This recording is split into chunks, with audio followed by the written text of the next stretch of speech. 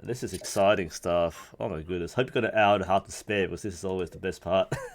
Well, I've been putting off work for ages. It's fine. I always put off work. That's why I'm really stressed out right now. But I think we are. I think we're live.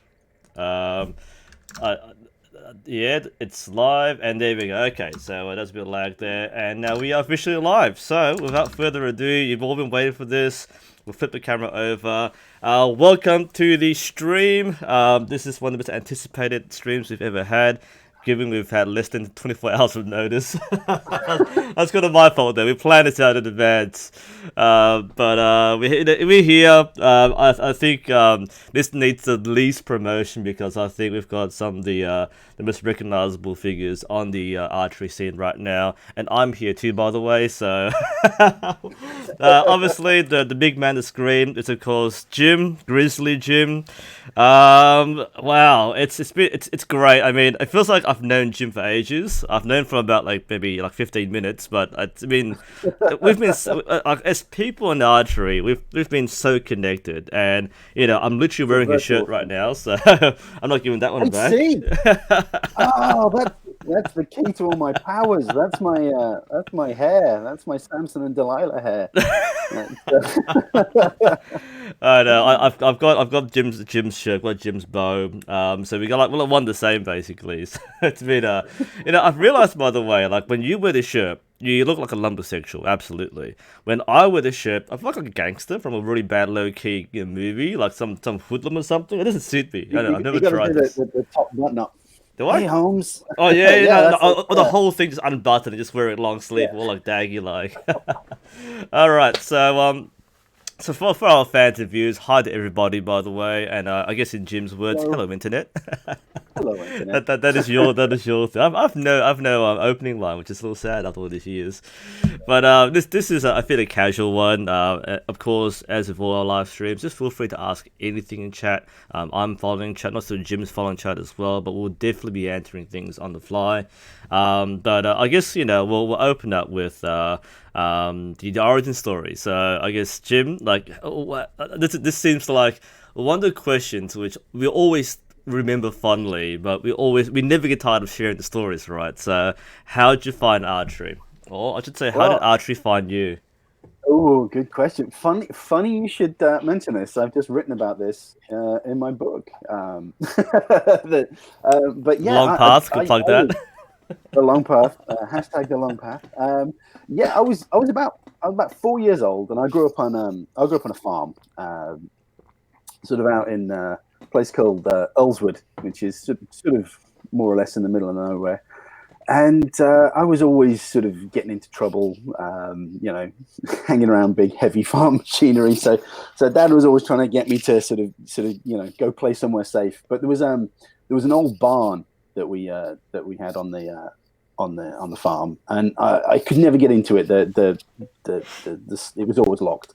But I eventually, after a couple of weeks, worked a board loose, and I went into this death trap of a barn full of rusty old farm machinery and whatnot, and sort of in the back of the barn, almost you can imagine it like a movie, like a beam of light shining on this thing at the back of the barn, and it was an old Slazenger longbow.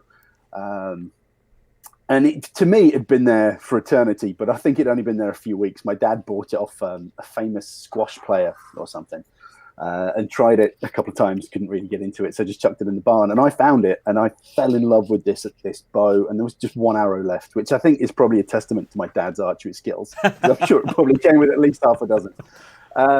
And I sort of just thought this was the most amazing thing in the world. And obviously, it was about a 30-pound bow. I was 4 years old, and it was 66 inches or something. So it was way too big, way too powerful for me. But I loved this thing, and I persevered and persevered. But in the end, my dad made me a little bow, and that's how I discovered archery. I just walk around the farm. There's some woods on the back of the farm, and I just shoot trees and things, and stumps and old clumps of moss and things, and just generally just make a nuisance of myself. And I just sort of got into it from there. And as I progressed, I finally got to be able to use this Slazenger bow, and then I got bigger and stronger. And then I don't know, I was about 11. I think, and my folks sent me to they said, well, he's obviously enjoying this. He's stuck at it. Let's send him to an archery club. And then I kind of got into the sort of archery GB or GNAS as it was sort of called back then, and I kind of got into that. But yeah, that's how I came to it. Just finding a bow in a barn, which it's a bit of nostalgia. Yeah, wow. And obviously, your archery journey, your archery pathway, no doubt, has gone a long way. And you've done, I imagine, quite a few different kinds of archery. So, like, what have you done? I know you've done like competitive archery. I think you've done a compound at least once before. So, how did you go Yeah. from like the starting point to where you are now, Well, especially with instinctive archery? well, because I did instinctive archery before I really knew what instinctive archery was. It didn't have a name when I was a kid. It was just shoot it. Like, there it is, see it, shoot it, job done. Didn't really think about it. It was only when I sort of came into kind of a more structured sort of environment within the GNAS, and I started shooting. They start you pretty much on a recurve, Olympic style recurve, which I never really liked. The bow was too heavy. I couldn't really get on with it. And any opportunity I could, I just take all the stabilizers and sights off and just shoot it bare bow. And then, the coach would come and, what are you doing? I want to shoot it like this. No, you can't. And then I kind of got really frustrated because they were making me shoot a way I didn't want to shoot. So I thought, well, screw you. I'm going to shoot a compound. I'm going to go the other way and go for absolutely everything I can. I'm going to put all the gadgets on I can. I'm gonna go through the catalog and I'm gonna look at all the cool stuff and get all of it. And yeah, so I kind of went the other way and sort of shot compound. But then the same sort of thing happened. I got really bored with it, so I started taking bits off it and started shooting it off the fingers. And I was shooting this really short axle Proline compound, which I don't think Proline even exists anymore. But it was this big cam, short axle bow. I was shooting off the fingers. How I never derailed it, I will never know. But yeah, I mean, and then sort of I've dabbled with sort of everything in between. I've shot a few sort of Eastern style bows. I've shot a few, shot longbow, a little bit English longbow. But anything that's shooting, I just quite enjoy. I like it. I like shooting rifles. I like shooting. I do a bit of clay pigeon shooting with my buddy JT. But the only thing that ever keeps me coming back time and time again is just a trad bow, like a stick bow. It just calls to me. Yeah, I find it's interesting because I had a very similar origin as well. Not in the barn story, but at least of getting into archery itself, because a lot of organized clubs are under the auspices of like World Archery and Archery GB, and they mark as Archery Australia. So by default, they assume you're going to shoot Olympic recurve. That's what they're geared to do. And one of the things I might cover one day is like why do clubs do this? And the main reason is though that's the actual purpose. Like if the club is a sporting archery club, they'll default you towards that shiny Olympic pathway, the compound pathway. Whereas a lot of us come into archery with the perception that archery is traditional, whether it's English longbow or just wooden stick and string. I definitely came into archery feeling the same way. Like I saw myself shooting longbow, and I actually, like you, I felt uncomfortable being kind of shoehorned into Olympic archery, because that's what was the assumption was. If you want to do archery, you want to compete, you want to do it as a sport, and this is what you do as a sport. And it took me many years to become comfortable with where I stood with archery. Like I do Olympic archery as a way to push myself to compete. I don't normally compete in things, and I'm not a sports person, but I found a certain joy with Olympic archery as focus and intensity. But I like when you said, like, whenever no one's looking, you just take everything off and you shoot bare bow. And that's what I do. Like, when my coach wasn't there, I bring out a trad bow and start shooting trad because it's liberating. I find Olympic archery quite stressful. It's quite intense. And I need something to balance it out. So I shoot like horse bows, I shoot trad whenever I can. And now my coach is gone. I'm the coach now. I'm like, I'm the coach. I can whatever I want. Actually, honestly, one of the best things I found was like, like, like, I've seen so many people again. They come in and they want to do trad archery, and part of it, Yeah. I don't want to shoehorn them away from trad archery because we are a modern Olympic club, so we have to kind of teach Olympic archery. But I don't want to like say you're here, therefore buy this bow. I think it's my duty as an archer first, not as a coach, but as an archer first, to expose people to as many styles as possible. Well, I think Yeah. that's what needs to happen because, like you say, a lot of people get shoehorned into this one way of shooting, and I think when coaches have a bit more sort of, they can see the bigger picture. If somebody ultimately comes to a club and say, "Well, what I really want to shoot is an English longbow," that's where my okay, that's great, but you've got to learn to shoot this first. The chances are they're going to shoot the recurve, get frustrated with it, put it down, and never pick up a bow again. Where if their actual need or their sort of desire is nurtured, so okay, well, let's try you on an English longbow. Let's see how you like it. If that's what you want to shoot, that's what you're going to shoot anyway. So why push yourself really? I mean, I can see it from sort of both points of view. I mean, when I was a kid, and this was back in the sort of early 90s, and I said I wanted to shoot compound, everyone at the club was like, oh, no, juniors don't shoot compound. I'm like, but that's what I want to shoot. And there was a lot of pushback from me wanting to shoot this compound. And I ended up buying this. The first compound I had was this tiny little bright fluorescent pink PSE, because that's the only sort of compound I could find that would fit. But yeah, ultimately, if you want to shoot a certain type of bow, why not let someone shoot a certain type of bow? Obviously, I've got a sort of a slight bias towards traditional archery, but as long as somebody's shooting, I know there's a lot of good-natured kind of vibing between various styles, but at the end of the day, we're all doing the same thing, and I like to take the mickey out of people who shoot compound just as much as anybody else, but it's good natured, and ultimately if you're shooting, that's all that matters. It doesn't matter what you shoot. It's just as long as you're in the sport and enjoying yourself, ultimately that's the end of that.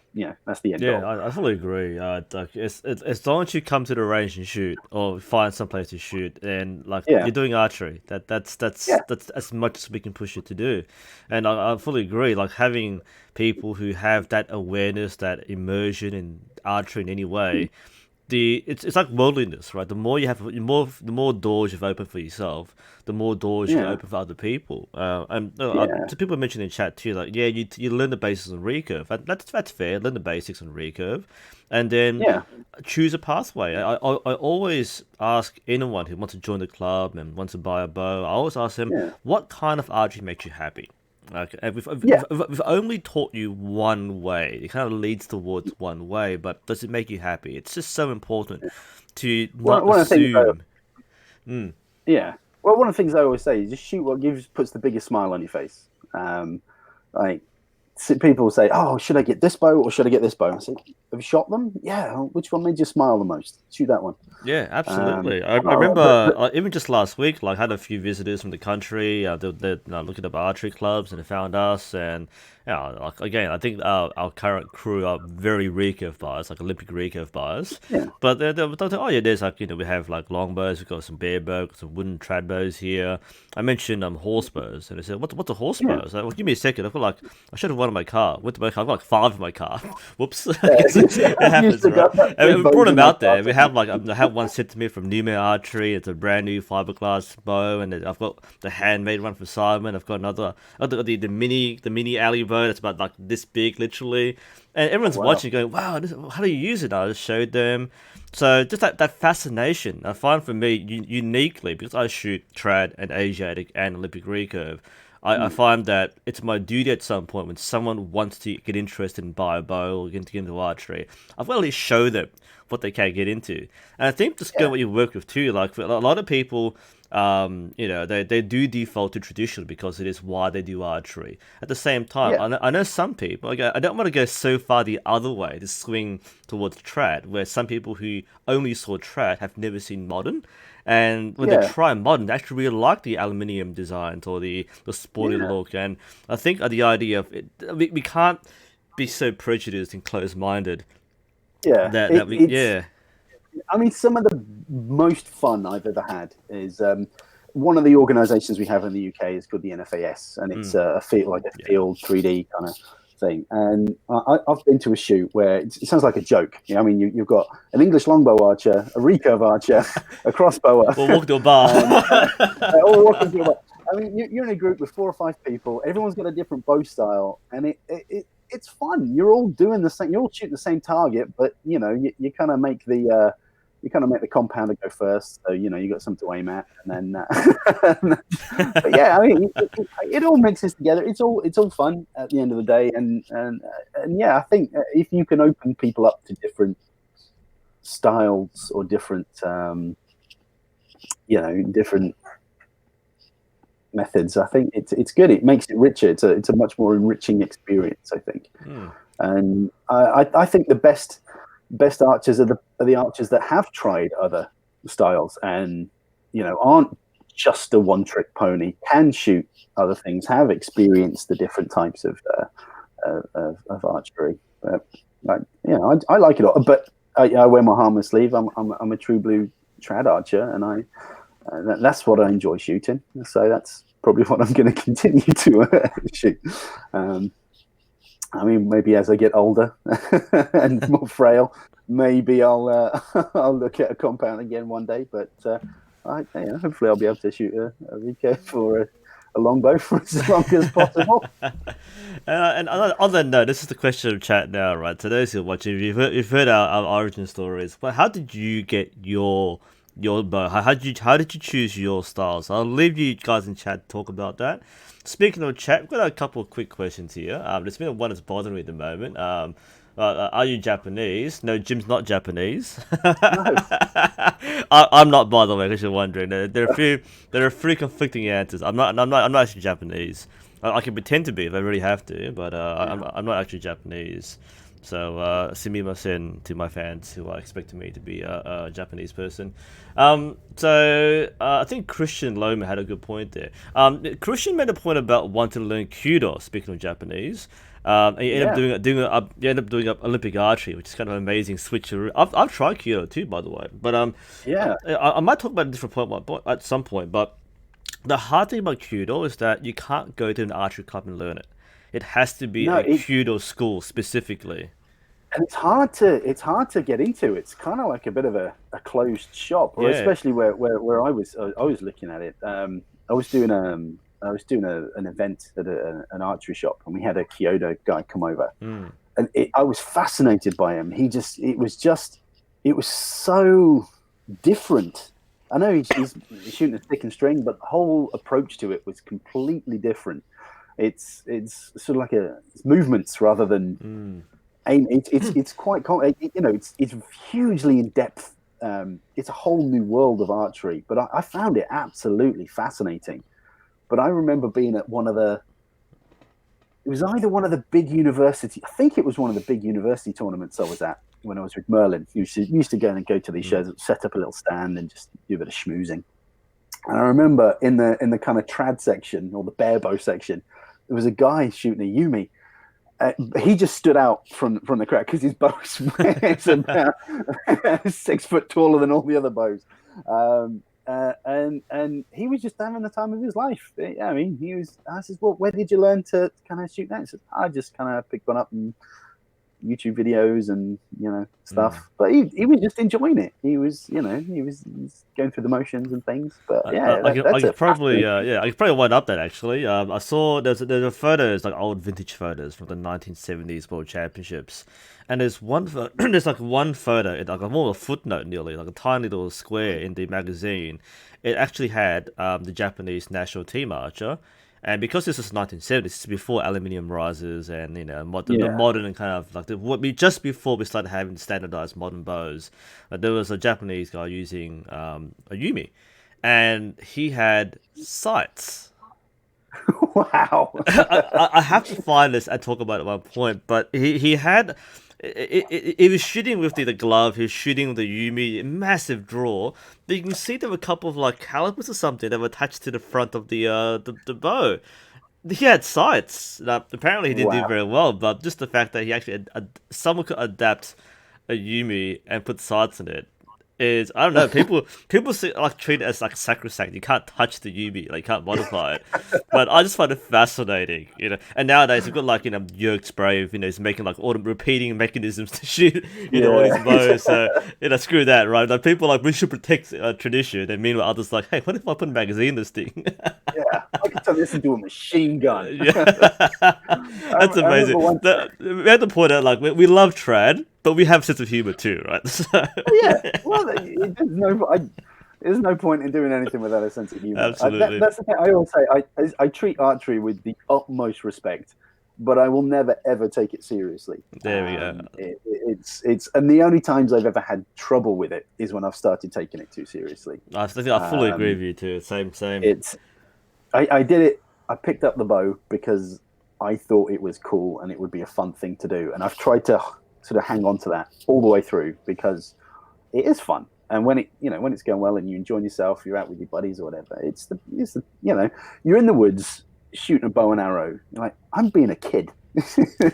I'm playing, and that's what I like. Well, but going back to the sights on the Yumi, I remember at my club, I just got my I think it was a Falco Spirit. I think I just picked up because I just ordered a really fancy custom bow, and I was thinking, well, that's going to be a good year's wait. I need to satisfy that new bow hunger right now. So I ordered this kind of relatively cheap Falco Spirit, and I left it in the club, and I went to get some food. I came back, and a load of guys had taped stabilizers onto it, and they taped the sight onto it, everything. And it was a bit wobbly, but it kind of worked. Actually, I have a fun story too. Like, I interviewed one of my friends, Akbar Karat. He's from Maidan Archery. He does Turkish archery, and he's full on passionate about horse archery and Turkish archery. But as if all archers, he's so open minded. He wanted to hold my bow and learn how to use it at least once. So we're in his house in the backyard, and it's so strange seeing like the most traditional of guys holding a modern recurve and learn how to shoot with the sight and all that. So it's actually amazing. Yeah. But of course, I was like, don't take photos, don't show anybody else, right? So what we did though was that his wife actually got up the security cameras and found the footage of him using the. So we have dirt. We have dirt at Arvid, by the way. So if you're watching, just watch out. Like if you if you rip me off on the bow you sold me, I'll make sure you get some leak footage. The world will see this. Yeah, traditional Turkish archery. Yeah. Whenever I pick up a compound anywhere, I'll just hear like, click. All right, now I've got an actual question for us. This is something I think you're very qualified to answer rather than me. So this is from Phil Terry. The question is, what tips would you give to people that are struggling with target panic? Personally, I changed from bare bow string walking to instinctive longbow. I've got some input from a modern coaching point of view, but as an instinctive shooter, Jim? Yeah, I mean, I had target panic really, really bad. And there's multiple schools of thought when it comes to target panic. And I don't really like talking about it a huge amount because it's one of those things that if you talk about, people tend to go, well, I think that's what I've got. Then they get it's kind of contagious in a way. But the way I got over it is, well, what caused it originally was pressure, self-imposed pressure. It was it sort of came about when I started working at Merlin, and I was kind of doing a weekly show, and I kind of put myself in a position in my head. Honestly, it didn't really matter in the grand scheme of things, but to me, it was like, well, if I shoot badly, it's going to undermine everything I've ever said, everything I've ever done. People are going to think I'm a fraud, this, that, and the other. And I just piled this pressure up on top of me. And it was that pressure that caused target panic with me. And it's weird for me. A lot of people get target panic where they can't get to full draw. I'm the complete opposite. I can get to full draw, but when it's really bad, I can't let go. It's the shot's not there. I can't make the shot happen. And it was that, and it was just really, really. I thought this is my career over. If I can't shoot, how the hell am I going to do my job? And I'm lucky enough to have Jeff Kavanagh as a friend of mine, and I kind of there wasn't really anyone I could talk to. Because you speak to coaches over here about sort of instinctive archery, and they're like, "Oh, well, I don't know, do this," and it doesn't really apply. So I spoke to him, and I was like, "What can I do?" He says, "Lay your knickers in a twist," and that was basically it. Just like, don't worry about it. Just go out and shoot. And I did. I went stumping with a friend of mine, and I just learned to just enjoy it again. And I think for me, it was self-imposed pressure, and you tend to get it as you're shooting. When you get better, you start to get sort of an idea of what you should be achieving, and then you put pressure on yourself to achieve that, and it can cause you to sort of try too hard. And I mean, it's target panic isn't something really. I don't think you can answer it in just a little video. It's a much more in-depth thing, and there's different school of thought. So I know Joel Turner's got he says it's an anticipatory. Is that the right word? Yeah, that's a word. Yeah, I'm an English teacher. Trust me.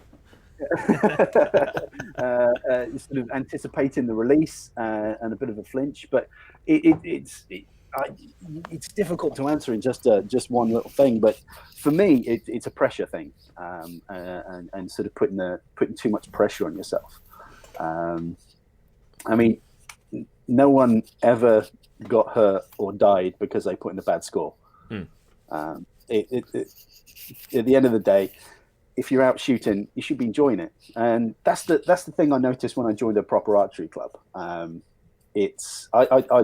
lucky enough to shoot in a very prestigious archery club with a really good pedigree, many fantastic archers that come out of it. But the first thing I noticed when I went was I'd be out going onto the field or into the wood at the back, just smiling and having fun, and people would be coming off the field looking grumpy because they 3 points off their personal best or something. I'm like, why are you grumpy? You've spent the day shooting. It's a Wednesday. It's sunny. You're not at work. What's there to be sad about? And one of the guys just smashed one of his X10s, so I can kind of appreciate being grumpy. But everybody else, it's so yeah.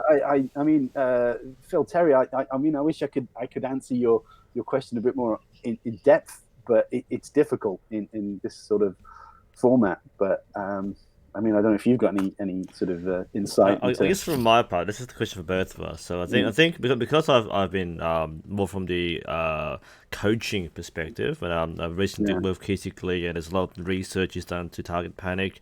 One of the approaches is to understand the process in which you do your shot process. So one of the mindsets is target panic can be caused by a lack of awareness of what you were doing. So you're kind of on autopilot and you expect the result, but you don't have the process in place to get there. So one thing you could, if you want to have perhaps a reapproach, pay more attention to what you're doing. Because when I meet people who say, what do you think of when you're shooting? I don't think of anything. And that's great if everything's smooth, you're in a good place, and everything's come out nicely. But if for some reason, even in a good place, nothing works, you've got to look at your process. You've got to understand, well, what exactly are you doing? Are you holding the string a certain way? Is things repeatable? Because it's like the way Coach explained it to me was, your mind is smart, but your body is stupid. So your body will do things on its own, especially if you shoot long, you get tired, and you start falling into habits, and you don't pay attention to them. So perhaps one thing you might think about is, look at what you're doing, and step back and think, am I doing the same thing each time? And if I can break down my steps, it's like, you might be interested in this too, Jim. It's like the way he described it's like walking to a chair, climbing into a chair. So the way you break down a shot process is you take small steps until you're ready to release. So you get to your set position, you draw, you anchor, you expand, and then you release. So it's like step by step. Whereas if you do a running jump onto the chair, you're gonna fall over. So that's kind of good though. It's a great analogy. I loved it. He used other ones too, but that's how we would approach it. So a lot of it depends on what's causing it. There's a process mindset. It's also the expectation as well. So I think both are very. All these things will open your perspective on why you're shooting. Okay, let's move on. I was going to say I have a similar analogy, really, when it comes to sort of the process. That I call it the tent analogy, and it's specifically for instinctive archery, and it's where you've got, if you imagine good, solid, repeatable form as the tent frame, it's it's the skeleton of the tent, it's the nuts and bolts, everything. Once everything's in place, then and you know how to shoot a bow, you know how to shoot a bow well, and you can repeat the shot. Then you put the canvas, which is the instinctive archery, over the top of that, and you've got a really strong tent. But when you try and build the tent from the inside and go about it all haphazardly, you know it's going to collapse in on yourself. I mean, look, when people say about the kind of the secrets, the secret of instinctive archery, so there isn't really a secret. It's just good, solid, repeatable form, and then you lay the instinctive over the top. The instinctive bit's the easy bit. It's the being able to put together a nice shot. Because if your shot's different every time, it's going to be different every time. It's still archery at the end of the day. It still needs to be repeatable. But yeah, just tangent on analogies. I do love a good analogy. Yeah, this could be a whole like 2 hour stream talking about target panic. So that's it's pretty tough thing to cover. But hopefully that gives you some insight as to what causes it. It's one of the most common questions for any archer, no matter how long they've been experiencing it or doing it. We all go through target panic. We all do approach it and find solutions. It's a very normal thing. Some people deny it and say, "Oh, it's in the mind." Well, yeah, it is in the mind, but it's legitimately a thing which happens. So you do have to. It's in a lot of sports. I mean, they call it the yips. The yips, absolutely. Yeah. I mean, when I was a kid in archery, they called it gold shyness. It's been around for years. But yeah, there's lots of stuff out there. But yeah. Yeah, all right, so let's move on to the next one. This is something which I find personally fascinating for me, and I want to open this. I don't think you've talked about it as much in other forums, but this is about your work on YouTube and how you got there. So this is one of our unique things we share. So we're both creators, we're both online personalities, and from a personal place, I consider Jim to be one of the forerunners. He was around on YouTube way before I was on YouTube. It was Jim. Yeah, I remember we had the same subscriber count at one point. I thought, okay, well, it was a lower subscriber count. Okay, he's not a threat. And it was the same subscriber count. I thought, well, I got to keep an eye on this guy. Then I know. I was watching this. I've been writing a book as well. A part of a book where I've been actually talked about my foundations, and I was like, identify by name all the people who are making archery before me. It's mostly trad guys and a couple of compound guys. All the trad guys. So we had yourself. We had Grey Archer #1. He's not doing stuff anymore. Jeff Kavanagh was really big as well. And by big back then, it's kind of like 1,000 subs. It's big back then. Yeah. 3,000 and all that. That's kind of like the size of your typical. When I got 1,000 subscribers, I thought, this is it. I've made it. I'm big time now. Oh my goodness! So that's kind of like when I started my archery journey. I actually started doing archery. Forget like YouTube, just started doing archery.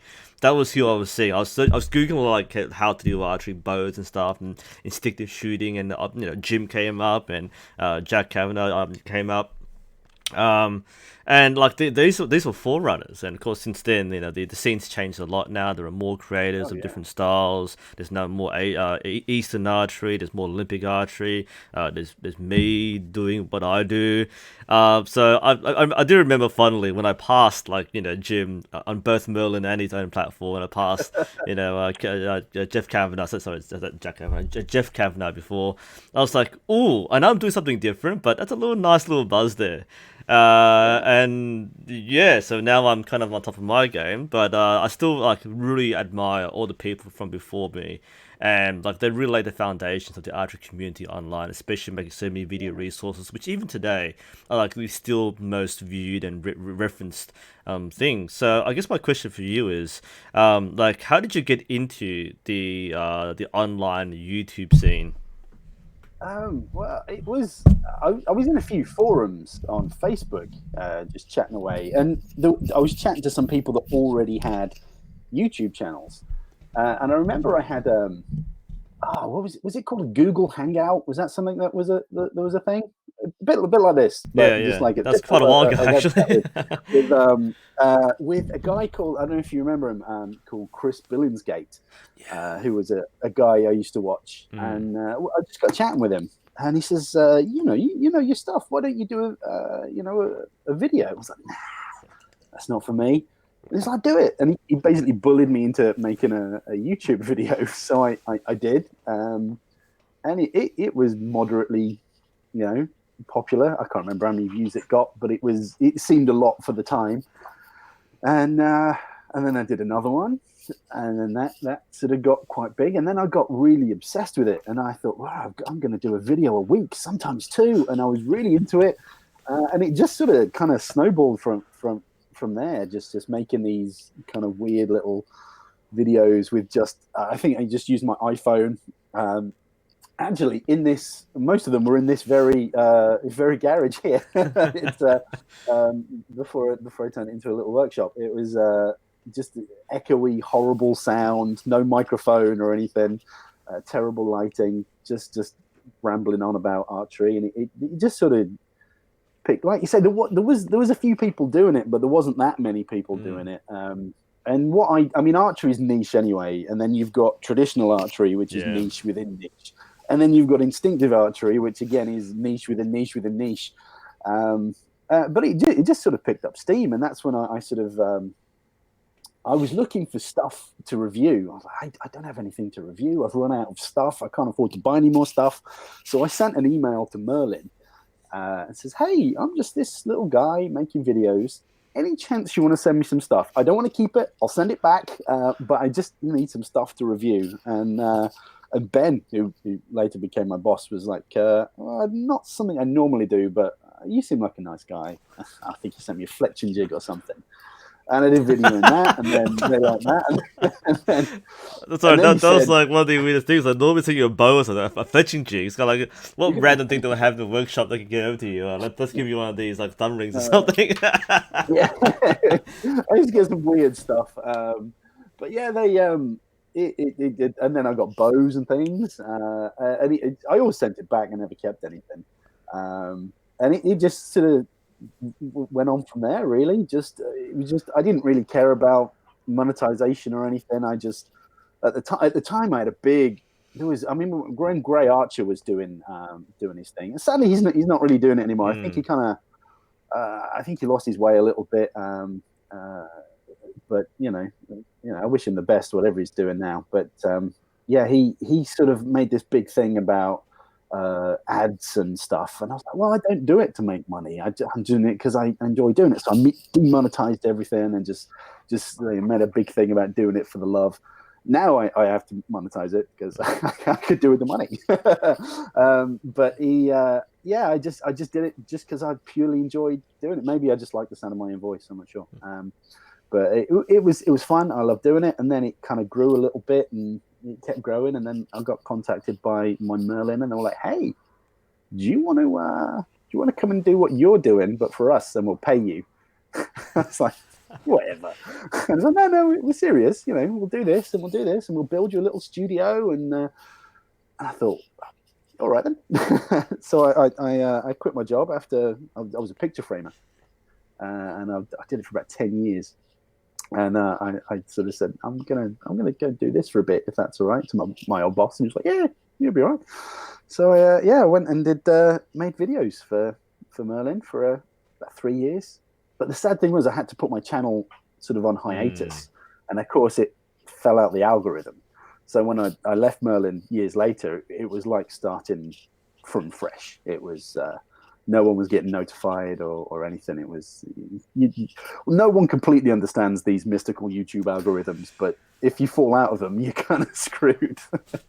But no, I've enjoyed sort of kickstarting it again and doing stuff. Not that I'm, as you know,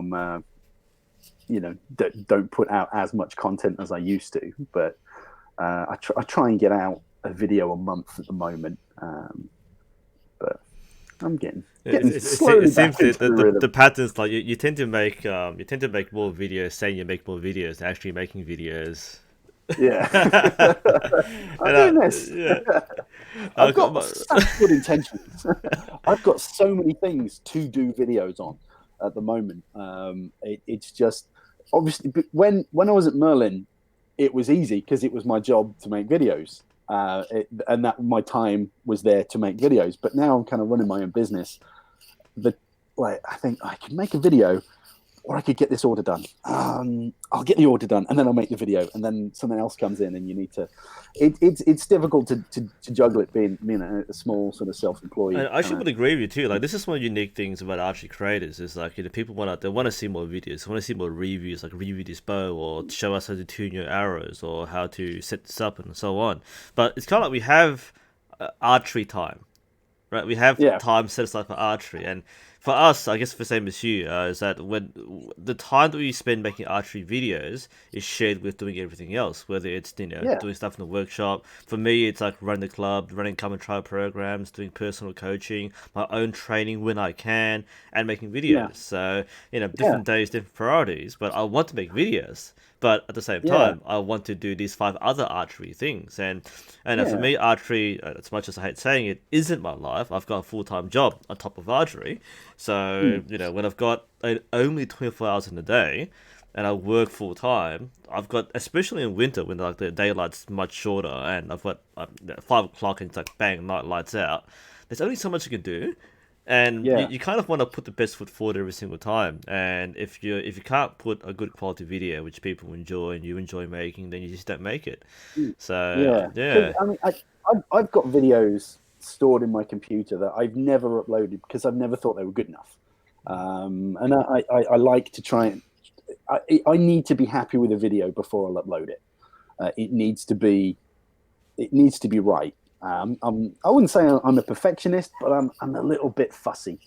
And if it's not right, I've got somewhere it's stored in the hard drive of this computer is a review of a Hoitsatori, but the sound was never right, Mm. and I never felt comfortable putting it out because I wasn't happy with it. Hmm. I've done lots of little videos that I'll do something with that and never do. But like you say, now that obviously you're in opposite land, so it's getting into the summer for us now, or it's heading that way.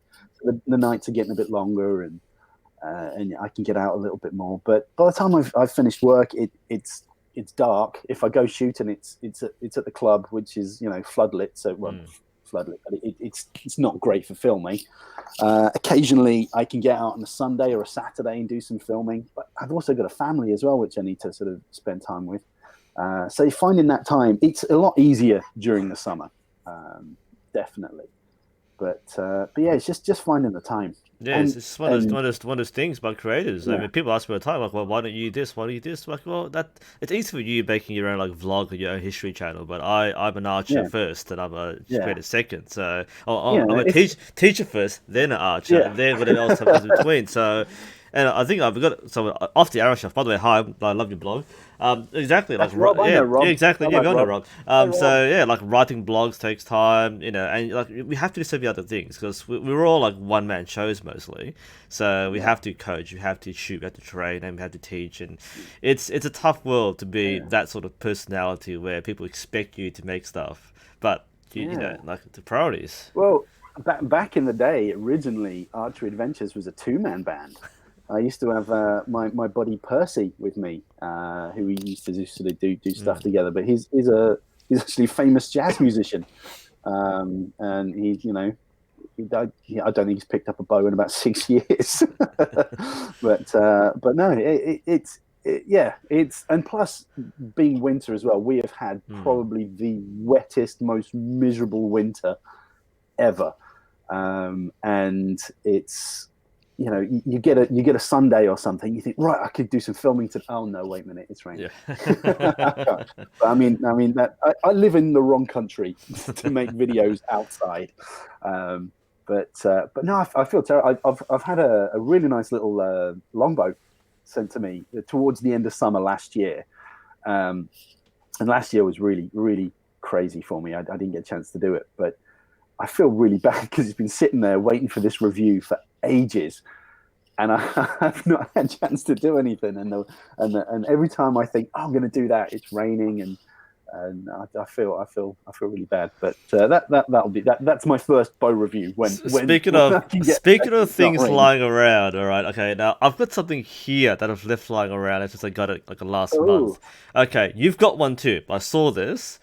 okay. This is not a product plug, but this is an upcoming preview. So we all have one of these Mantis X8 Oh, archery tools. So yours is right next to you hold somewhere, on, right? We've all got one of hold these. on. There we go. Okay. By the way, thanks for sending the product to us. We appreciate it. But Yes. yeah, you will see in the next week or month or so, quite a few of us making these reviews. It's like the whole like Raid Shadow Legends meme going on with sponsorships. But all the archers have got one of these now, right? So All the best all the archers. best archers, all the archers you can probably name. If we're not famous, then we were famous in some way on the internet. So I know Armin Hermer already dropped his. I'm surprised he got one, but well done to him for getting it first. I think I got mine before him, but I never got around to making it because I'm not sure about you, but I find it weird to attach it to my bow. That was the first Yeah, barrier to me. I'm not sure it was for you. I'm shocked that Armin got it out first because he actually can't put it on his bow. He had to make a bracket for it or something. yeah. But like my I first thing, yeah, like for me, like, as an Olympic archer, it makes a bit more sense because we do have this similar training or yeah, diagnosis. It's a great tool. But my first yeah. instinct was, how do I put a Picatinny rail on my bow?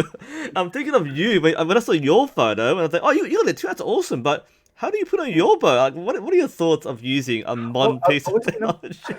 I was gonna put it on my signature series, Hmm.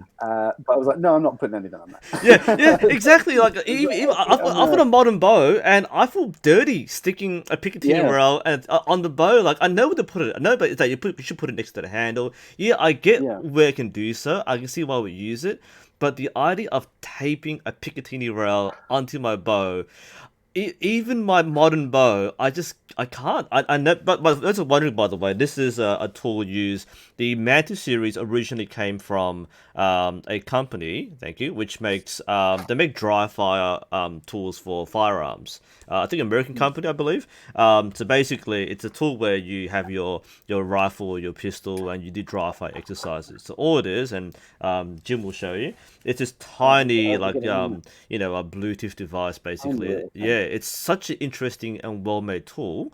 I've seen Armin test it, and I'm really keen. But I just been holding it off because I just don't know how to put on my bow. I just don't Have feel you not like tried it yet? I haven't tried it yet. Now that I've seen how it worked, I want to try it, but I don't want to put tape on my bow and stick a Picatinny rail. It just looks so I out wanted of to know what your place. score was. Oh, it just was so weird. But now I'm very fascinated. But I just thought, well, your initial thoughts when you saw this thing you had to stick on your trad Yeah, bow. it's one of the, I got it. I'm hugely conflicted by it. One hand, it's a very useful, very interesting tool that opens up a whole level of tuning Mm, and shot process yeah. and self tuning rather than equipment tuning, which is great and it is very useful. But my whole thing is all about stripping it back and keeping it really simple. So it seems almost conflicting with kind of my Mm, ideology of what archery is, but at the same time, I'm finding it fascinating. And I take it to I've tested it a little bit, and initially I had some teething problems. The app kept crashing and things, but it mm. seems to have stabilized a bit better now. It runs quite nicely. Um, and when I take it down the club, I just get sort of several people just, oh, can we have a go? I ended up masking taping it to it. Yeah. There's a young guy that shoots at my club, and I think he's going to be one to watch in the future. He's very Mm, dedicated, very good archer. His name's Monty. He's brilliant, Olympic style archer. mm, And his coach was like, "Can I try that?" So we ended yeah, up yeah. masking taping it to his bow, and he thought it was absolutely fantastic. And as a coaching tool, as a high level coaching tool, I think it's fascinating. I think it's really good. But like I say, I'm hugely conflicted by it. Absolutely. I It's think like, one of the things we need to watch out for when we design these things is like, well, bows aren't firearms. We have an entirely yeah, different process, a different mm, human process as well. I know I've worked with Coach Lee, and we've analyzed things like laser sights for like measuring shot process, and we have to remember that a shot process isn't necessarily keeping the like arrow on target. Like it does float, it does move around, and you're meant to respond to it. So you don't have to keep it drilled in the middle for the whole shot process. It will no, have a certain pattern to it, and that's one of the risks of using a tool like this, which does it kind of shoehorns you to thinking you've got to keep in a certain like yeah, group. It's actually you have to be consistent, not tight. yeah. That's a big difference there. Yeah, it's weird how it works out the score. I think it's it's a stability score rather than a thing. I mean, it gives Yeah. it gives you an X where you make the shot, and then another X on top where the arrow leaves the bow. And ideally, you want those two X's kind of on top of each other, which I can actually Yeah. do quite nicely. But I was like my friend was using it. He was getting really nice curvy lines, and I'm getting all jaggedy lines. I'm like, well, mine looks awful. But I spoke to them and I said, well, what's this? And I said, well, you're shooting a longbow with zero stabilization, so it's not you're not going to get the smooth lines. But he says, what sort of scores are you getting? And I was like, well, low 90s. And he was like, that's pretty good. Yeah. Which I was quite happy with. Yeah. But my best score, I got a 98 or something. Because I picked the bow up and put it back down on the chair. It's the same. So that bumped my average up a little bit.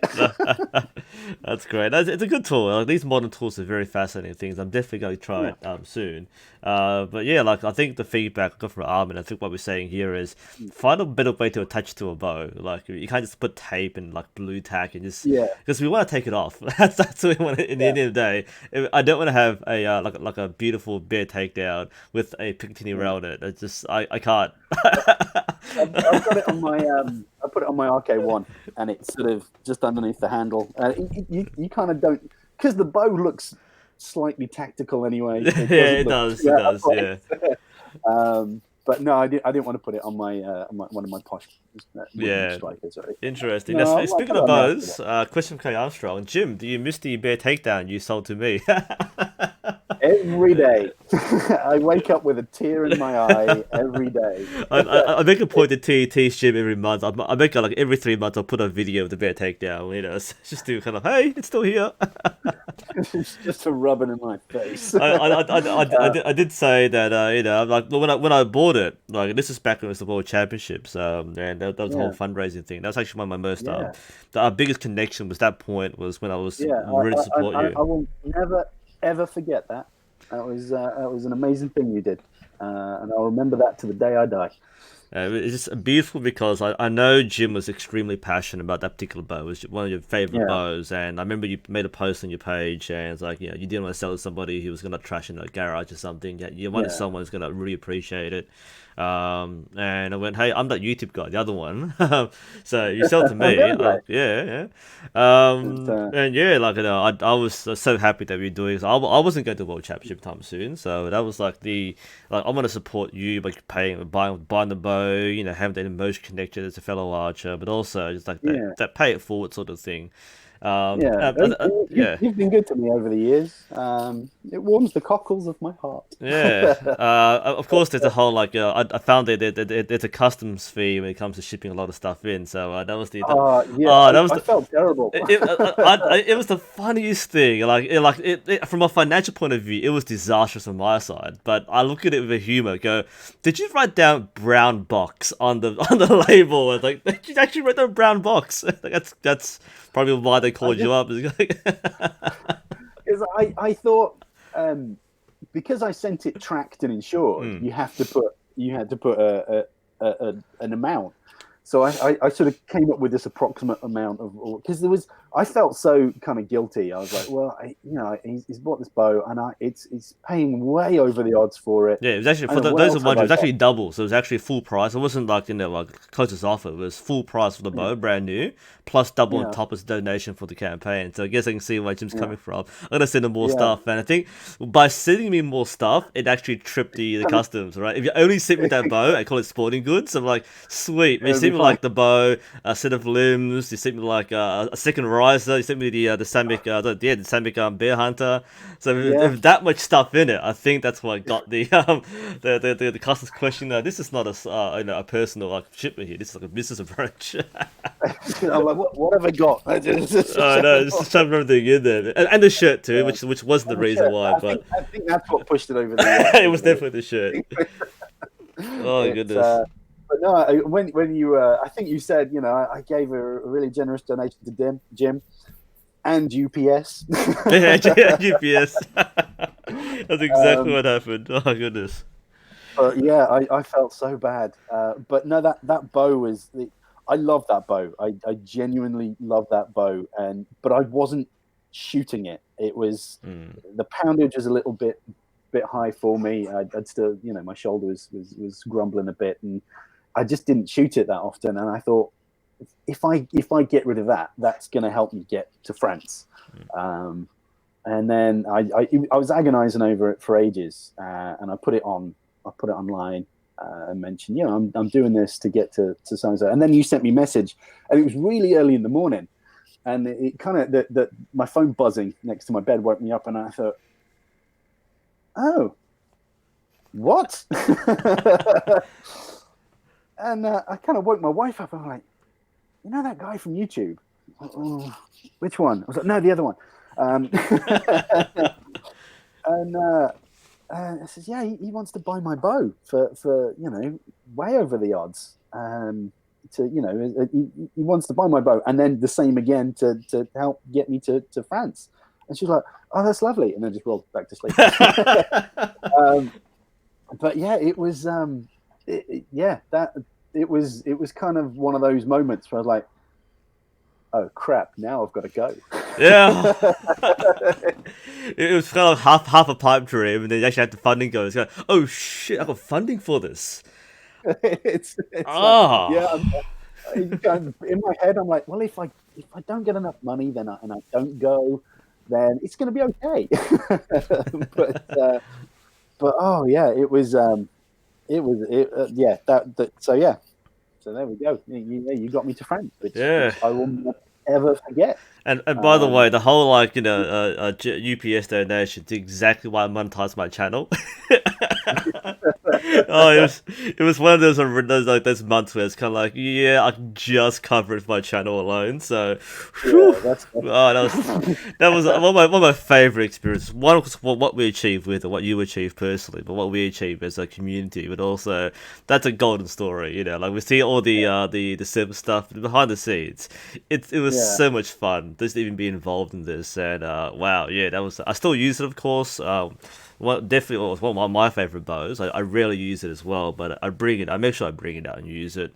I get a lot of like free stuff and sometimes more expensive bows, but that has a lot of sentimental value. And it does. I'm glad to have it. I'm glad it's still alive. It's still it's still doing the circuit. It is great. Like I mean, I had to thank somebody else too, just because like the moment I saw you put it up, I knew what it was, because somebody like the previous month had brought one to the club, the Bear Takedown, and I went, wow, this is the coolest trad bow I've ever seen. Like the bow itself is beautiful, all right. The Bear Takedown is classic.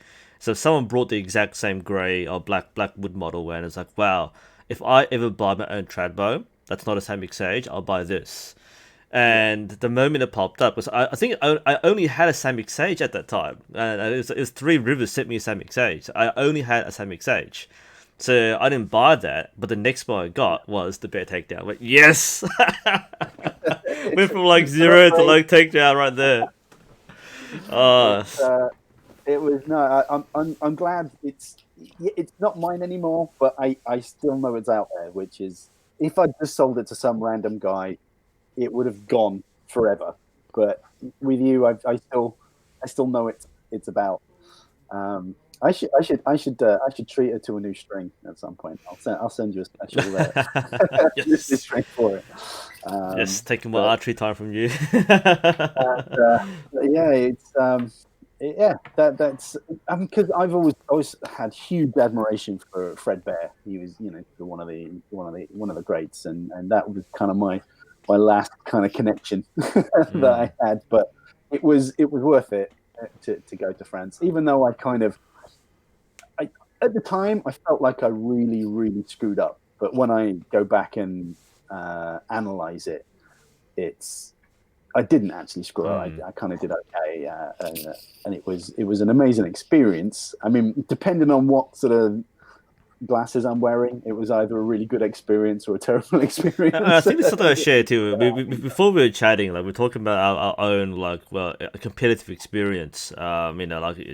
Jim did the World Championships, I did the World Indoor Series, and I think we both performed, I guess, dismally on paper, but in terms of the Yeah, journey, the experience, it was like I didn't expect to be a champion, not at that level.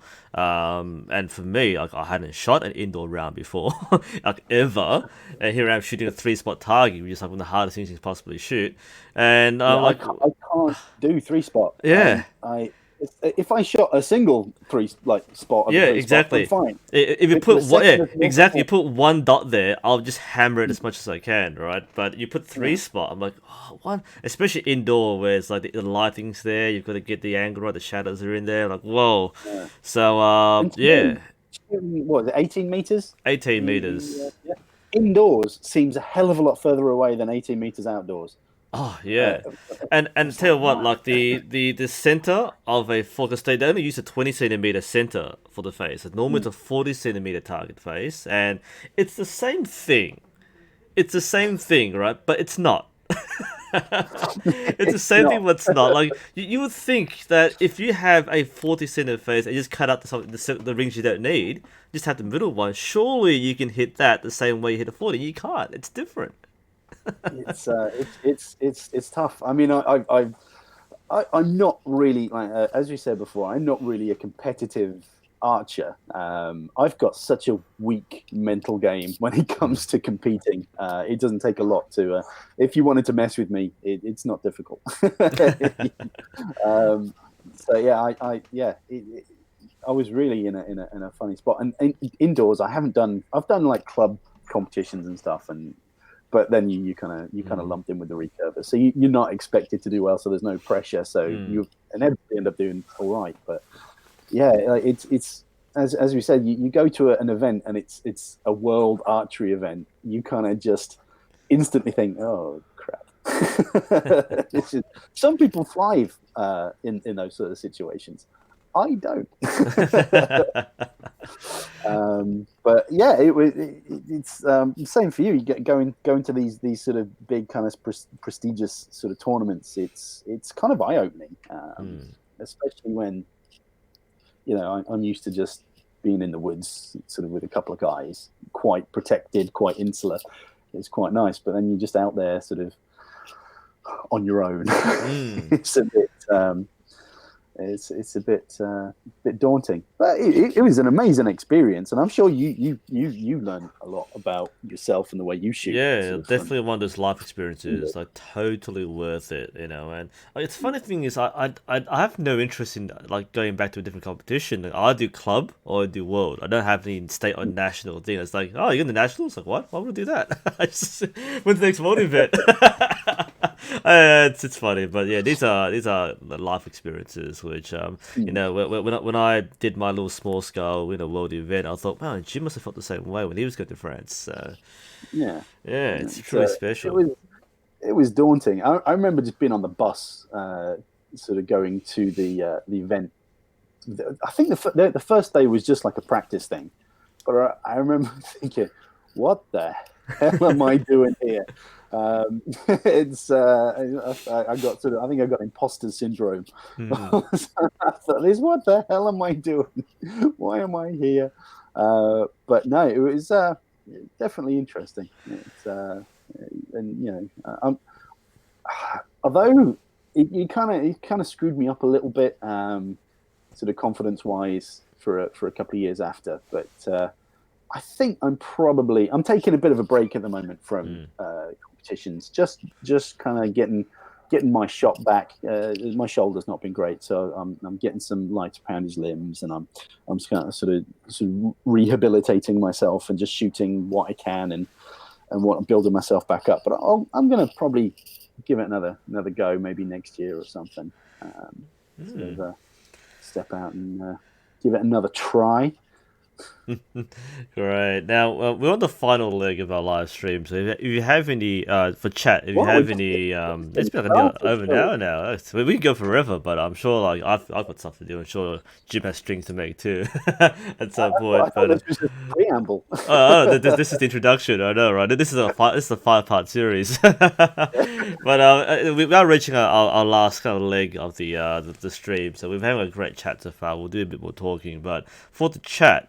Do you have any questions specifically for Jim? You can ask me too if you really want to, but Jim's really here as a special esteemed guest. So, any questions for Jim, please feel free to put in chat. A few people have been asking you what poundage are you shooting right now? What? Sorry. What poundage? Yeah. Right now, I'm struggling with I'm shooting about 43 pounds, which is my.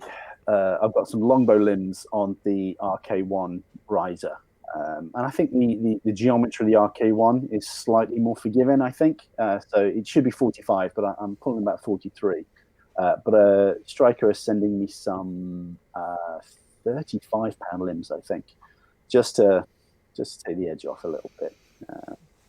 But yeah, I'm between 35 and to low 40s at the moment. I can still shoot a 50-pound bow, but I just can't shoot it for very long. In fact, I shot a 150-pound war bow the other day, and it nearly folded me in half. That was dumb, really, really dumb.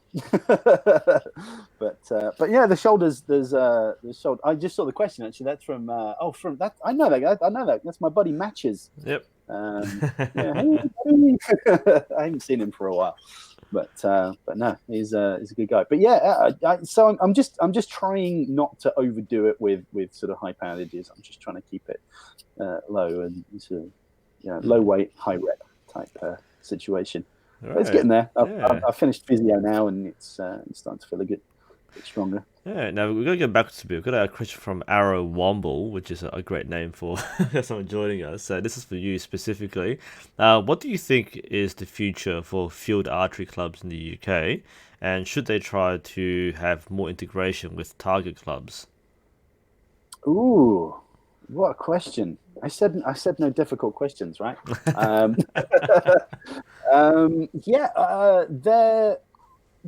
mean, if it's difficult to have a field and a target club because you need the two venues. You need you don't need two venues, but field archery works better in a woodland environment. Yeah. Target archery works better in an open field, and there are clubs that have both.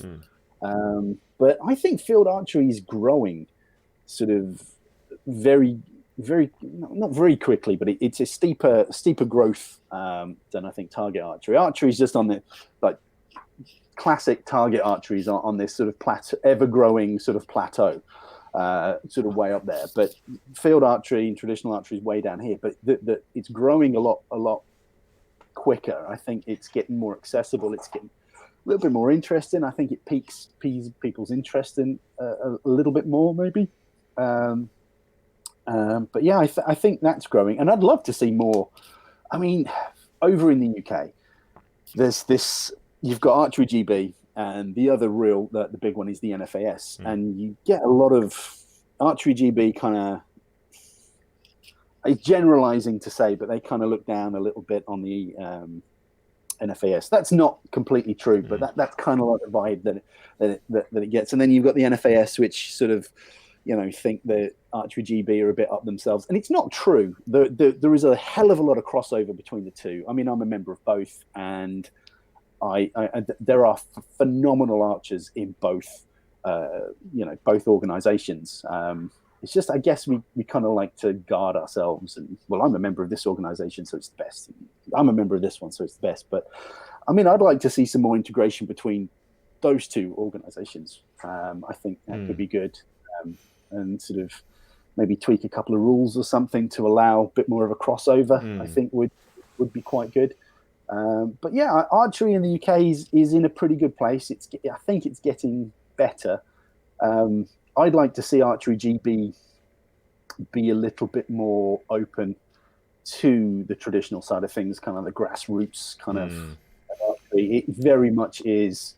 Well, Archery GB is, if you're not shooting compound or you're not shooting Olympic style recurve, then Yeah, and part of it is because of the way the organization is structured. Like, because Archery GB is a World Archery affiliate. Because you're basically building under the World Archery structure. Same with in Australia, we've got the Australian Bowhunter Association. We've got the 3D AAA, that's 3D Archery, and we've got Archery Australia itself. So because you kind of hamstrung. It's kind of like if you're running, like, say, a taekwondo dojang, you can't really teach the other kind of taekwondo. So you're kind of stuck there. This is a sport specifically, whereas we have more traditional roots. It's kind of like more, we can't teach traditional because of it almost.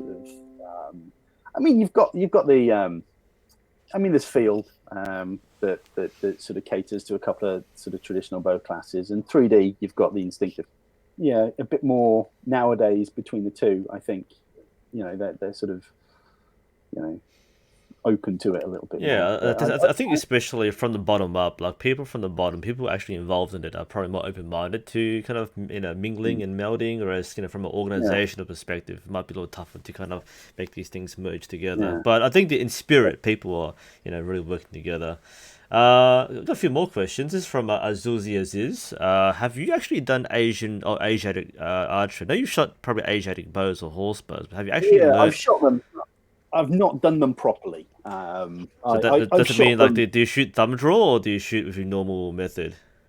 I've tried thumb draw. I could never really I couldn't find a thumb ring that worked. And I tried taping my thumb, and it just didn't feel. I didn't get that level of enjoyment with it, so I never sort of pursued it, never persevered with it. I have the utmost respect for anyone that does it. I love watching it. I love watching videos on it. I love seeing people do it, but it's not really for me. I mean, I've got some sort of those style bows, but I don't know. I'm not huge for shooting off my hand. It's just, I don't know. It's just it doesn't float my boat, and I guess archery is all about what floats your boat at the end of the day. Yeah, that's more of a curious question, I guess, because a lot of people own these bows and shoot them with like a typical Mediterranean draw. Like, that's pretty cool too. I don't judge, but a lot of people will watch these videos thinking, "Wow, it's amazing! You actually shot like Simon's bow with the thumb draws." Like, wait, what? People don't do that. But it makes sense. Like, everyone's reviewed it. I think apart from Armin, I think Robert Archery reviewed it, and he shot with a Mediterranean, which makes sense. They're all meant to be shot from both ways anyway. I think Simon shoots it Mediterranean. yeah, absolutely. They're great bows to shoot no matter what way. People say, "Hey, can I shoot the bow?" Yeah, shoot Mediterranean. Don't shoot thumb draw. Shoot Mediterranean. It works both ways. I have the utmost respect for it, and I love watching it, but it's not really for me. I've tried it, but I've dabbled. And it's something, like, especially if you've never done it before, it's something you probably have to study a bit more to get into it. Whereas, like, if you're shooting, I want to shoot, I don't want to study and read a book and, like, then go to school again, to learn the style of archery. It's more like, I'm happy with what I'm doing. So I put the time into it. Part of me, I want to investigate different kinds of archery before I comment on them. I want to learn it first. So that's kind of my personal motivation. But not everybody does that. So that's a pretty good question, actually. Just out of curiosity about how much. Raymond Decker, this is more for me, but this is a good question for Jim too. ETA. So the question for me was, would I consider competing at ETA or another 3D contest? ETA isn't a competition. It's not a competition. I was going to say, it's not a competition. It's a gathering. Although officially, one second, I'm just going to move over here. Officially, I won ETA. They made me this trophy. I don't know but they made this trophy for me. But ETA isn't a competition. It's and I kind of like that about it. I mean, people had their own competitions within ETA, but it's a festival. It's and if you can get out there, go. It is absolutely it blew my mind. It really did, and it was such a mind-blowing, sort of humbling, amazing experience. It was fantastic. Just having, well, I can't remember how many people were through the door, but thousands of people all on the same page, all into the same thing, was amazing. And I got loads of free t-shirts. But you should try some 3D. I think you'd enjoy it. Yeah, like this. The hard thing is there's not many 3D places around where I am, and there are 3D, but it's so hard here. But yeah, that's as far as I'm concerned, like ETA will be something. It's on my wish list. So I won't say I won't go, but it's something which, if the opportunity arises, I'll definitely be. It's something I will want to do. There are many things I want to do, like Vegas and ETA, and then maybe go to one of the Chinese courses, like that Justin Ma runs. All these things are things which at one point I will want to do. Whether if not in the near future, then some of the distant future. I've got a bit of time, so when I'm not working as hard and doing stuff, then it's definitely in. And in the meantime, I've been sponsoring Jim as well. You got to ETA. I think last time Greg from I was organising. I chucked it. So I'm not going. So Jim can go. Well, I think I did a little video of ETA, and I think I referred to you as my fairy godmother. But yeah, ETA is definitely worth. If you're at all into traditional archery, then ETA is the place to be. I'm there are other sort of festivals out there, but it was amazing, and I've never felt so welcomed anywhere. I couldn't go 5 minutes without somebody either giving me a beer or a big lump of venison that they've just barbecued or something. It was I ate well, very, very well. Yeah. I want to point out Morgan in chat, by the way. I don't think rifles would help in Australia. I want to remind you of a certain black spot in our history where we lost against emus. So rifles, if a regiment can't take on a group of emus, I don't think rifles will protect us in the near future. I'm not sure. I do like shooting a rifle, though, to be fair. I do enjoy shooting a rifle. I like shooting anything, really. Anything that I can be accurate with, I kind of enjoy. It's easy for you to say, but when you've grown up learning about the emu war, when you need a bit more than a rifle to stop emus. For those who don't know what I'm talking about, look up the emu war. It's a legitimate thing. I know what I'm doing later. It is the best. Like I, as a history teacher in school, when I teach like World War One, I always make a footnote about the Emu War because that is a big part of history. And when the Prime Minister makes a statement about how we should recognise that the emus have not defeated us yet, then we should seriously consider whether we should piss off our emu overlords. So, I call your emu overlords. All right, now I've got a couple more questions going. This is great, by the way. Emu 3D target, man, that'll trigger a few things. So a question from K Armstrong. So how long did it take you to shoot good groups at 30 yards instinctively, if you do shoot the good groups? I have no idea how long it took. It's the more you shoot something, the better you get at it, I guess.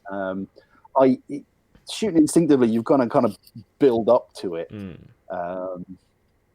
But the important thing is, you've got to keep. If you've got consistency at a shorter distance, you can carry that consistency over to a longer distance, as long as you keep the shot the same. It's what I say to a lot of people. For example, I was shooting with a guy about a year ago, and we just, for fun, we decided that we were going to shoot 70 meters, just with our trad gear, trying to shoot 70 meters, and we're just having fun. I mean, you're getting them on the boss. It's good at that distance. I wasn't expecting to sort of put in tight groups or anything, but after about half an hour, he said, "Oh, can we go back and shoot 20? I'm knackered." Like, what do you mean? The walk killing you? And he's like, "No, just I've got to pull the bow back further. I was like, no, you don't. It's the same shot. And sort of, I think some people, as the distance goes further, they try and put more emphasis into the shot, so they get tired, and the shot's not as stable. So if you can keep the shot the same, I mean, I love the walk back. It's one of my favorite things to shoot. So I'll go up to a. Luckily, when most of the time when I go shoot, there's not many people there. We've got like a little enclosed paddock, and when you're the only person there, you can do walk backs, and it's really useful. So I'll start at 5 meters or something, and I'll shoot an arrow. Then I'll walk back another couple of meters, shoot another, and then just keep going back until you get back to 30, and then walk forward again, then walk back again, and it sort of trains the brain to sort of get you sort of shooting different distances, keeps the brain thinking, and before you know it, you're shooting 30 and you're not really overthinking it, and the groups will tighten up. But it's just practice, but it's good practice. And sort of it's not just because it's further away, you don't need to pull the bow back further. You don't need to sort of put too much into it. It's the same shot. You just changing the angle of it slightly. But yeah, I couldn't tell you how long it took me to get good groups at 30. But maintaining good groups at 30 is by shooting 30, if that makes sense. I forget who asked the question. That's a good question. K Armstrong. I hope that helped. It was probably not the most concise answer to a question. Tough one though.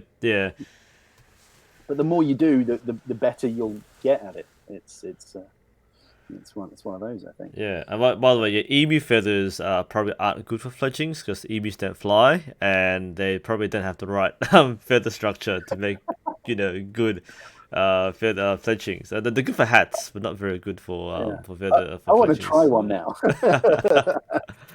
All right. Let's see. By the way, Rose, I've got your question. You might want to rephrase. I'm not sure what you're asking. This is a bit further back here. How does a wooden takedown compare to an 18-pound bear bow or something? You might want to rephrase this. Wooden takedowns. A takedown bow isn't a draw weight. You change the limbs as you need to. So I'm not sure if you're asking a question about what's better or what's different, but you might want to rephrase that. Let's see, James K. Are you interested in actually making bows? Is that dude stole my name? Is that you, by the way? It's like pumping on your other account. Funny you should mention this. I'm just about to launch. No, I did actually think for a while. I thought I would love to be a bowyer. It would be so idyllic to sort of make my own bows, but there is so much work that goes into it, and the maths have to be quite precise, and I'd be an awful bowyer. I think I would be an awful bowyer. So interest emotionally, yeah, I think it would be amazing, but in reality, it would be a dumpster fire. Quite an interesting thing you mentioned that, because like when I talk to people, like a lot of people love the making part, a lot of people love the shooting part, and some people like both. There's actually a small subset of the Venn diagram, which is both. But I find people who love making bows just love the art of making bows, just like we love the art of actually shooting the bow. The art of making the bow is an art in itself, and there's a lot of love and passion and thought and scientific and math and stuff which goes into it. But that's kind of the passion and the archery time is spent actually making the bow.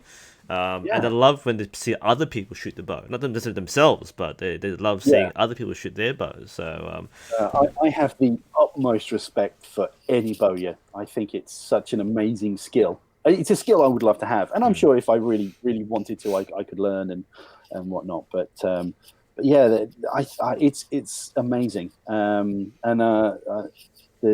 seen footage of bows being made. I've gone and watched bows being made, and it's a real sort of artisan craft. It's like Rick Ellis at Striker. I've seen him do some stuff, and he's in the zone when he's doing it, and it's mesmerizing to watch someone make a bow.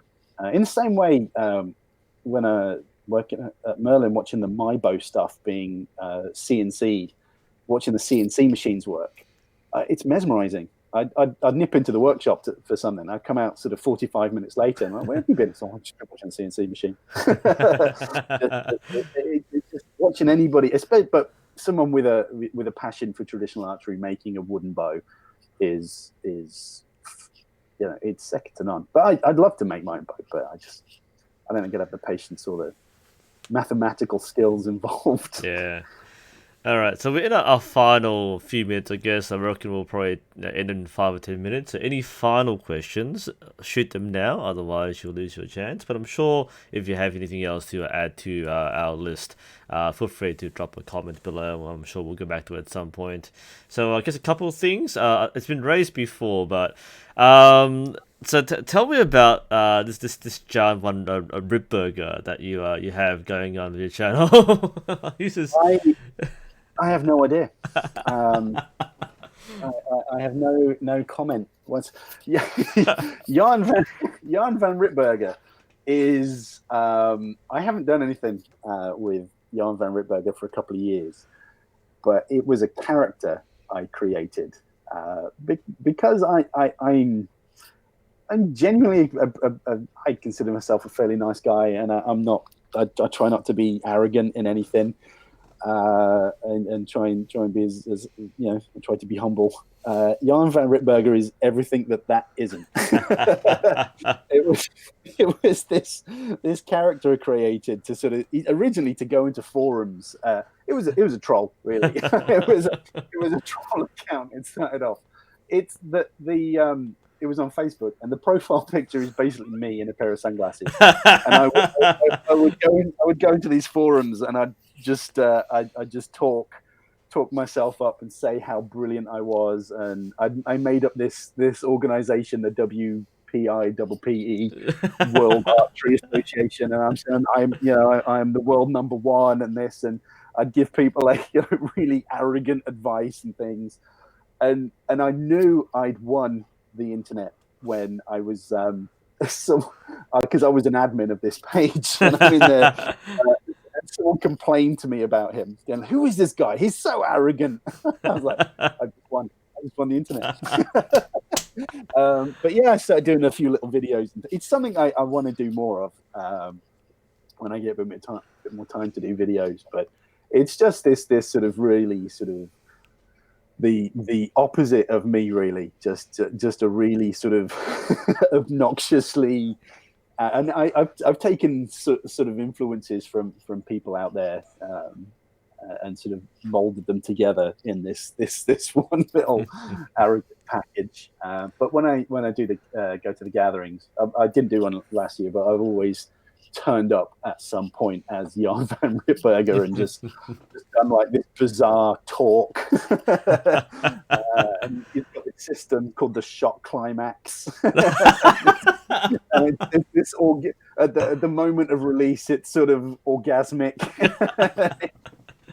It's just that, but I want to do more with it at some point. But it is when people when people think is real is like I try and imagine what it's like to sort of be somebody else in a forum and go, what the hell is this? Who's this guy? But yeah, that's Jan van Ripburger. Oh, beautiful. Back to Rose for a moment. Rose, the question that Rose was asking was like, is pulling? Okay, I get it now. Pulling 20 is pulling 25 on a takedown different to pulling 25 on a one piece. That's actually not all things aside. Like assuming nothing else different about the materials construction, that the draw weight is not dependent on the bow type. No, poundage is poundage. Different. I mean, I've got bows that feel beautiful. There are 45-pound bow that are beautiful all the way up to 45. I've got bows that are also 45 but feel awful. A lot of it depends on limb profile and stuff. If you've got a long working limb, then that smoothness is going to be, the poundage is still going to be there, but the smoothness will be different, or the draw. the draw curve will be different. But yeah, poundage is poundage. Yeah, poundage is poundage. Once you have your draw length, you know how long it would be. That's what you measure.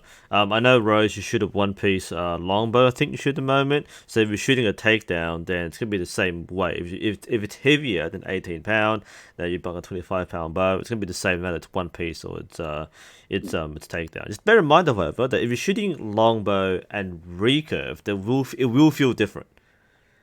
Longbow and recurve will feel different. Have you ever shot super recurve limbs? No, I haven't. They're so peculiar.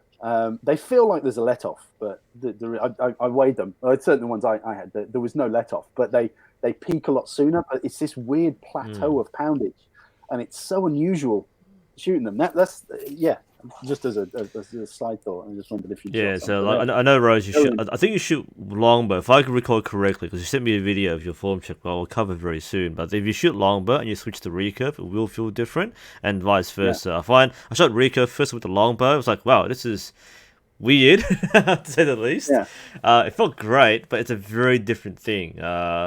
So that maybe if you're switching from longbow to recurve, that will kind of put you off. It's not heavier, but it will feel different when you pull it back. Yeah. All right, I reckon we'll start going off our final leg here. This is our last run. So I guess the comment. Jan is the only man who can slam a revolving door. All hail Jan. Oh, it's beautiful. All right, so I guess the final thing I might want to end this stream with is, I guess this is a chance to talk about your book, if you want to talk about that, The Long Path. So, like, what's the inspiration behind that, and how's that turning out for you right now? It's a labor of love. It's something I've always enjoyed writing.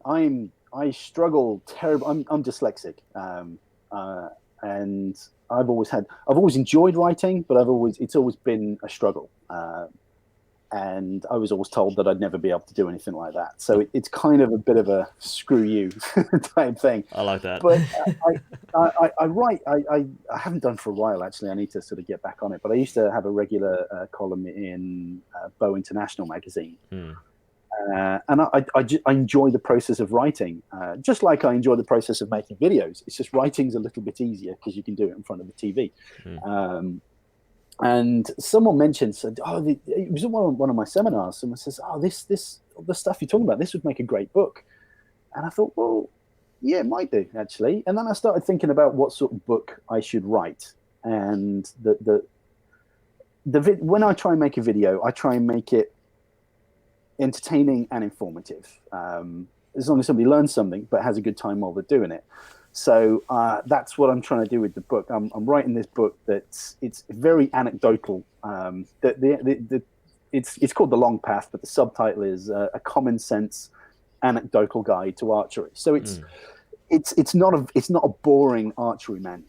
It's a little bit more fun than that. There's some funny stories in there. It is an archery manual, and it does sort of show you the basics, and it does explain the process of shooting and how, the reason why it's called The Long Path is because I think that a path you walk yourself. You can take shortcuts. You can try and take shortcuts and find gadgets and gizmos that will make you better. But ultimately, only you making yourself better will make you better. Only you putting the time in, doing the right practice, learning good, solid, repeatable form will make you better. And it's just about putting the work in, basically. But it's very anecdotal. There's a lot of funny bits. Well, I think they're funny anyway. Funny bits in there. I just tried to have fun with it. But there's two kind of narratives. There's the book itself, going through shot process and stuff and experiences and things. And then I don't know if you've ever seen in any of my videos, Angry Jim, where if I make a mistake in a video, I'll kind of intercut it while I'm editing and go, "What are you talking about?" Yeah. There's something like that, but in the footnotes, there's like a whole different narrative in the footnotes where it's kind of self-deprecating, just having a go at myself about various things. And basically, what this is like, if you've turned the book upside down and flipped to the back page, it's actually the opposite book. So you have like the Long Path by Grizzly Jim, and you have the Absolute Short Path by Angry Jim. 2 in 1 right there. I use a lot of analogies and things in there, and sort of I use because I used to play ice hockey quite a lot. There's a lot of ice hockey analogies, and then I sort of have a go at myself for using another tired analogy, and it sounds bonkers, but it's I mean I've nearly finished the first draft. Then it's got to go through some heavy editing. To make sure the spelling's all correct and to make sure I'm not getting sued by anyone. But yeah, it's something I'm really enjoying. It's a slow sort of burning project, but it's one I'm passionate about, and it's one I'm enjoying, and it's something that I started doing it because I couldn't shoot because of my shoulder. I had to take a good 3-4 months off shooting. So I thought, well, if I don't do something archery kind of related, I'm going to lose the plot. So I just, every morning on the way to work, I stop at a coffee shop and I just mess around on my phone for half an hour. And I thought, well, I'll take the laptop with me and I'll start writing. And so yeah, I just started writing it. I felt like a real hipster, in a plaid shirt in a coffie shop. Writing, next novel. Drinking a flat white. I felt like a real hipster. But it's a process I'm enjoying. But yeah, I'm just about to get some sample chapters printed, so I'll send you one over. Just sort of pass out there and see what's what. But yeah, I'm enjoying it, and it felt like a more mature progression. I don't know if that's the right thing, but you said you're writing a book as well. Yeah, I'm not. It's not a book per se. I was invited to write an opening chapter, or a chapter, into a compilation of YouTube creators. And I talk a lot about my archery journey, my origins, and my inspirations. Especially talk about what I said before about the scene and how it's changed since, and what I've how I've been part of it. So I get what you mean too. Like, these are things which we want to speak about, we want to share. Sometimes it's hard for us to find a space to share it because people don't ask us these things, but people want to know, and once they kind of had the first taste, like, hey, tell us more about this sort of stuff. So it's been quite a introspective journey, to look back at where we've come from, and I fully understand what you mean by when you're not shooting, you want to immerse yourself and keep yourself in that sphere where you are doing archery, not shooting, but in your mind you can reliving those things that you've gone through, the lessons you've learned. So it feels amazing. It sounds amazing, and I'm still we're all looking forward to seeing on the stores at some point. But hopefully that'll be sooner rather than later. Yeah, I'll pull my finger out. All right. I reckon it's time to start winding it up. So I want to say a special thank you to Jim for joining us. Thank you for having me. Yeah, it's time flies. We didn't feel like an hour and a half. It's nearly 2 hours now. So it's actually been a huge stream, and I want to thank everyone for joining us. It's been great to talk with you guys, and of course we'll be here around for afterwards. If you have any further comments or ask, just post them below. Definitely something I have to do again someday. If not soon, then definitely some point in the future. Maybe a collaboration or something. We'll see. Plenty of things we can make happen. But it's been absolute fun. I mean, these are like kindred spirits. We're in the same shirt, literally, I guess. Having a geek out session, and we're really happy to share everything we've gone through with all you guys watching this. So again, Jim, thanks a lot for joining us. Thank you so much for having me again, and thank you for everyone. It's sort of I've been trying to read some of the the comments and talk at the same time. It's not been easy. Yeah. But no, it's been brilliant. I've really enjoyed it. So sometimes you do kind of interviews and things, and it's really hard work. But this is just a good old chin wag. It's nice. Pretty much. Like, I didn't even bother with the whole running shit I normally have. Like, here's our agenda of 5 dot points. So, like, I got from work, like, whatever. We just talk about stuff first. We'll figure it out the way. What was it? Jim said we're gonna do this stream instinctively, right? Yeah, we're doing instinctively. That's exactly what it was. So it's been an absolute pleasure. Thanks a lot for joining us again. Of course, if you're not already subscribed to Jim, like the two of you watching this aren't subscribed, definitely sub to him. He's definitely got one of the best channels. I mean, back then it was the best channel, and now it's still a extremely good channel to follow. And hopefully, it was at one point voted the second best, and then someone said, "Hey, what about me?" And I got bumped down to third. No, I was actually vouching for Lars Anderson. It's like, hey, where's Lars on the scene? But apparently everybody else missed my hint and said, hey, they started tagging me and I went, oh, what? Oh, I'm not really an archery channel. I've my tanks on my channel than bows, but okay, I'll take the second place. But that was great. But yeah, thanks a lot, guys. And obviously, I will leave the links to Jim's stuff in the description if you haven't already. And hopefully, that will put more pressure on Jim to actually make stuff on this channel. But Don't let me back. Keep the pressure on. all right. Well, thanks a lot, guys. We'll start signing out there. So hopefully you enjoyed the stream. If you're watching this afterwards, and hopefully it's been a great hour and a half of entertainment with you guys. We will have another guest next month. I can't really spoil it, I guess. It's to be confirmed, but we've got a pretty big all-star lineup this year, so hopefully you can join us in the future. So again, thank you, Jim, and thank you everybody for joining us. We do hope you stay safe wherever you are, and of course, enjoy your shooting. See you guys. Thank you.